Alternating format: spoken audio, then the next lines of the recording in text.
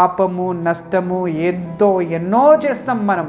కానీ చేసి నష్టం చేసి ఒకరికి బాధ పెట్టి కీడు చేసి మళ్ళీ కీడు నేనే చేసినాను అని నీ ముందు వచ్చి ఆ మాట మనం మళ్ళీ ఒప్పుకోవాలంటే అది చాలా కష్టమైన పని. ఓ బ్రదర్ అండ్ సిస్టర్, ఈరోజు దేవుడు మనతో ఈ వాక్యం ద్వారానే మాట్లాడుతూ ఉన్నాడు.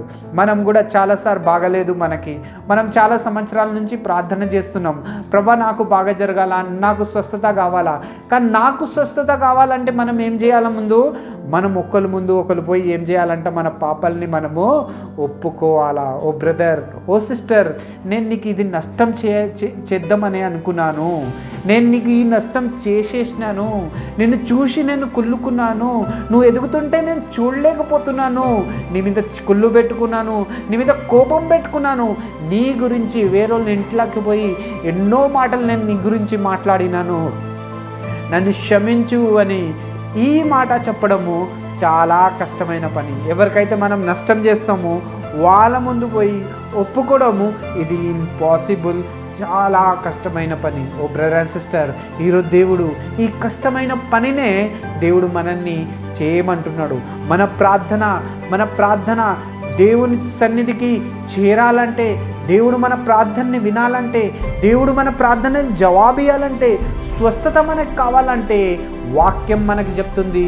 ఇదంతా మనము ఒకరి ముందు ఒకరు వచ్చి నేను ఈ తప్పు చేసినాను, నన్ను క్షమించు సోదరా, నన్ను క్షమించు సోదరి అని చెప్తే అప్పుడు వెంటనే దేవుడు అంటున్నాడు అక్కడ స్వస్థత జరుగుతుంది. ఓ బ్రదర్ అండ్ సిస్టర్, ఇలా మనము చేయాలా అని దేవుని వాక్యం చెప్తుంది. ఓ బ్రదర్ అండ్ సిస్టర్, కొన్నిసార్లు మనకి మనుషుల ముందు అయితే ఆ తప్పుల్ని ఒప్పుకోవడము అది చాలా కష్టమైన పని.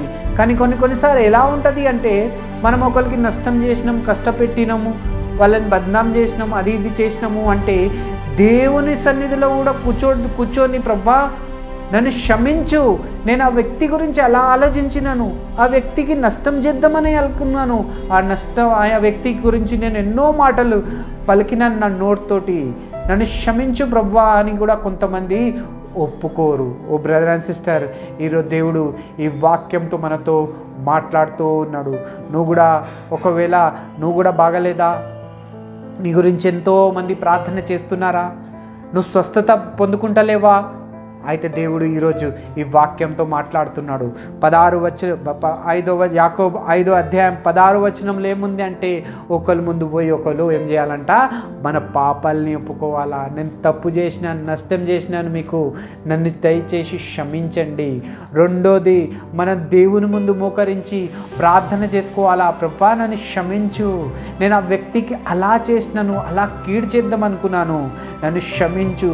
ఎప్పుడైతే మనము యేసయ్య ముందు మన పాపాలని ఒప్పుకుంటామో దేవుడు వెంటనే ఆ పాపిని ఒప్పుకున్న పాపాలని వెంటనే క్షమించేస్తాడు. ఓ బ్రదర్ అండ్ సిస్టర్, ఈరోజు దేవుడు నీతో మాట్లాడుతున్నాడు. నీకు స్వస్థత కావాలంటే నువ్వు చేయాల్సింది ఏంటంటే ఒకరి ముందు ఒకరు పాపాలని ఒప్పుకోవాలా.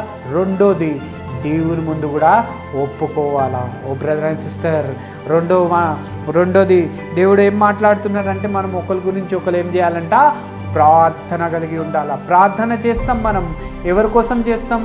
మా అమ్మ నాన్న కోసం ప్రార్థన చేసుకుంటాం, అన్న తమ్ముళ్ళ గురించి ప్రార్థన చేసుకుంటాం, మనం ఎవరినైతే ప్రేమిస్తాం వాళ్ళ కోసం ప్రార్థన చేస్తాం, ఎవరైతే మనకు కావాల్సిన వాళ్ళు బాగుంటారు చూడు వాళ్ళ గురించి కూడా మనం ప్రతిరోజు ప్రార్థన చేస్తాం, మర్చిపోము.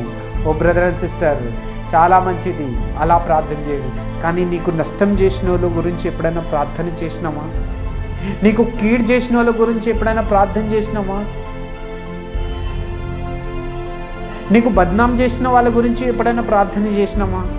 నీ గురించి ఇంకొకరి ఇంట్లో కూర్చొని ఏదో చెప్తున్నారు నీ గురించి, అది తెలిసినప్పుడు నువ్వు వాళ్ళ గురించి ప్రార్థన చేసినామా? వెంటనే ఒక మనిషికి వెంటనే ఏమొస్తుందో తెలిస్తే వీళ్ళు నాకు నష్టం చేసినారు అంటే వెంటనే వాళ్ళ కోసం మనం ప్రార్థన ఆపేస్తాం.